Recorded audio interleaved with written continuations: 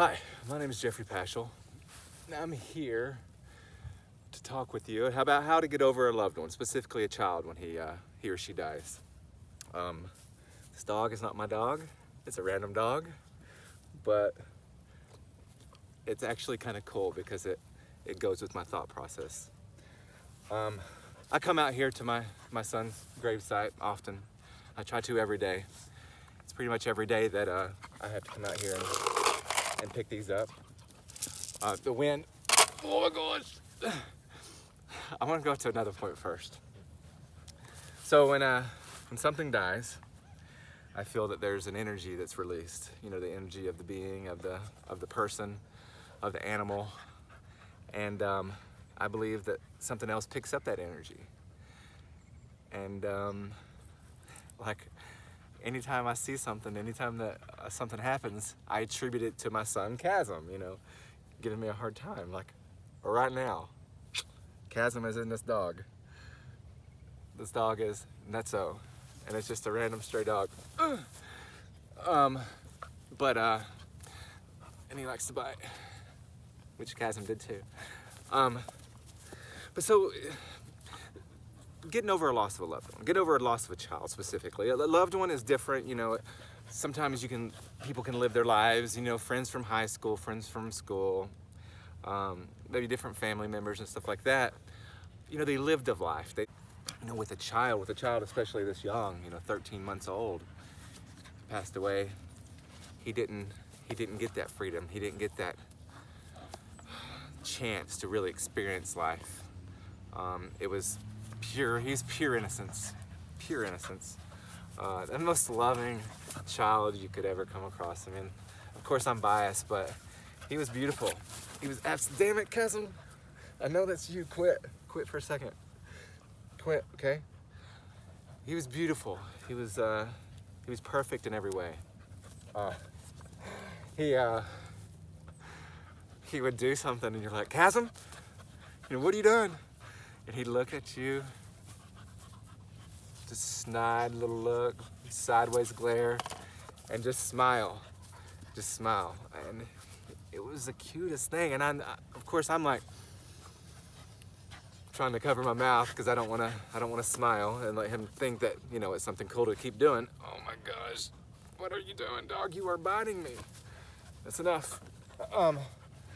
But you know, the real answer to my question like at the beginning is how to get over the loss of a loved one. My statement. A child. How to get over the loss of a child. The easy answer is you don't. You never do.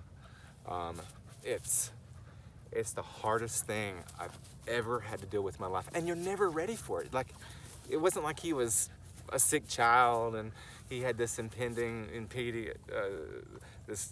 this disease or this whatever. Nothing was coming on. No warning. You know, and you're not prepared for that. You don't prepare for it. Who prepares for the loss of it? I wanted to die first, obviously. You know, and then, you know, children follow. I'm always, you know, the parent's always supposed to die first. And so I never prepared myself for it. And I don't even think I could have prepared myself for it. But it was horrible. Like, nobody, you know, all the bad stuff that people were saying about me out there, you know, I would never wish something like this on them, ever. I mean, it's the worst thing in the world, the worst feeling, the worst experience, you know, anything that you could ever go through. This is it. This is it. You know, a child that is a part of you, that's just complete and innocent love. And one minute he's there, one minute he's laughing, one minute he's hugging and kissing and just being himself, and the next minute he's gone. You know, and I had some friends that kind of talked with me when he died, you know, would check up on me, and one of them specifically at that time, she lost a child, and she said, you know, you're part of a club now. You're part of a club. It's not a club that anybody wants to be in, but you're in the club now. Ow, you bit me. And I am. I'm in a horrible club that I don't want to be in. And it's sad.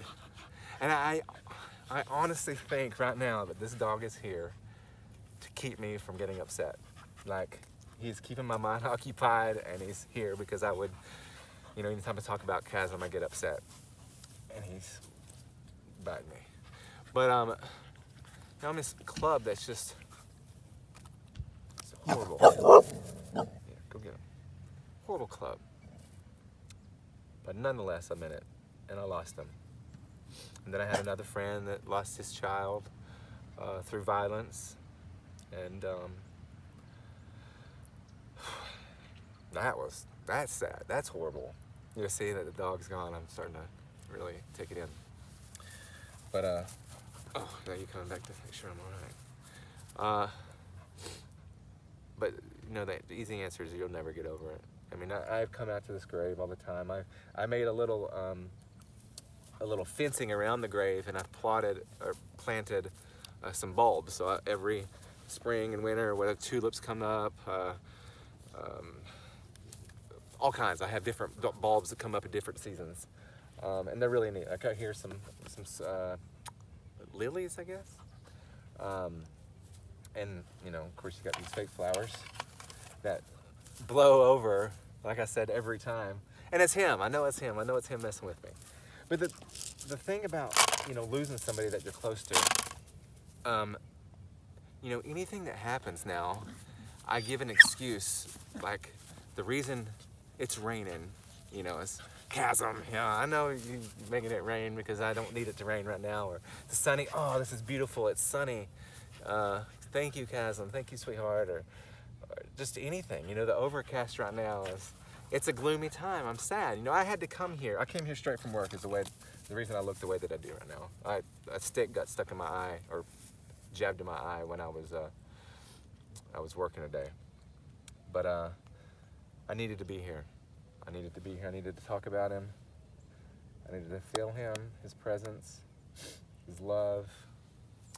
He was loved. You know, all the issues and problems that I'm going through right now. You know, with his mother, you know, I know one thing about the child is that he was loved no matter what.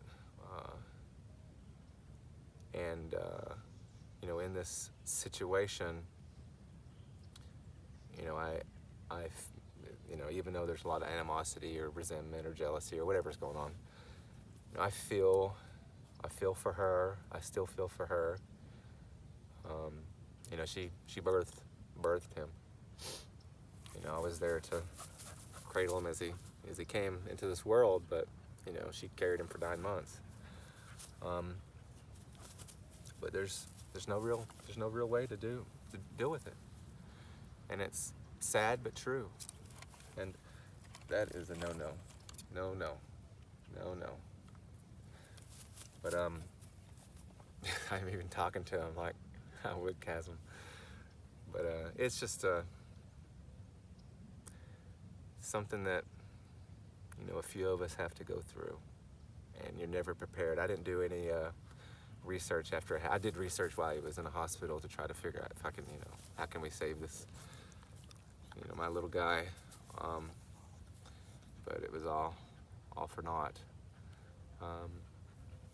But it, you know, I learned a lot. You know, I've gained a lot of patience, a lot of, I guess, wisdom from this, and a lot of feelings that I didn't have at first. You know, some empathy per se. I didn't really empathize well with people, and that's something that I've been learning to do because of, you know, this situation. You know, nobody knows what I'm going through, and I'm not a person to ever talk about it. So for me to get on this right now and talk about it is, you know, it's weighing on me heavy. At least I know it's weighing on me heavy. But I just wanted to get something out there.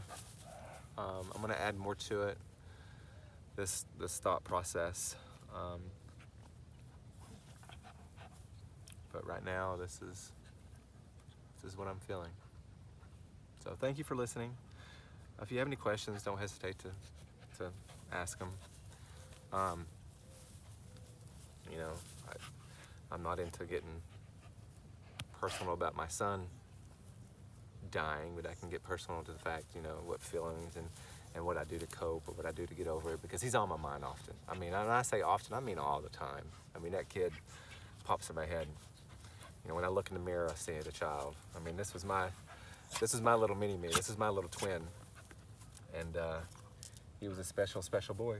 So, yeah, if you need anything, don't hesitate to reach out. I'd love to, you know, try to help you get through the situation if it's similar. You know, hope it's not. Because death sucks. It sucks. Thank you. I gotta deal with this dog. Ow, ow, ow, stop.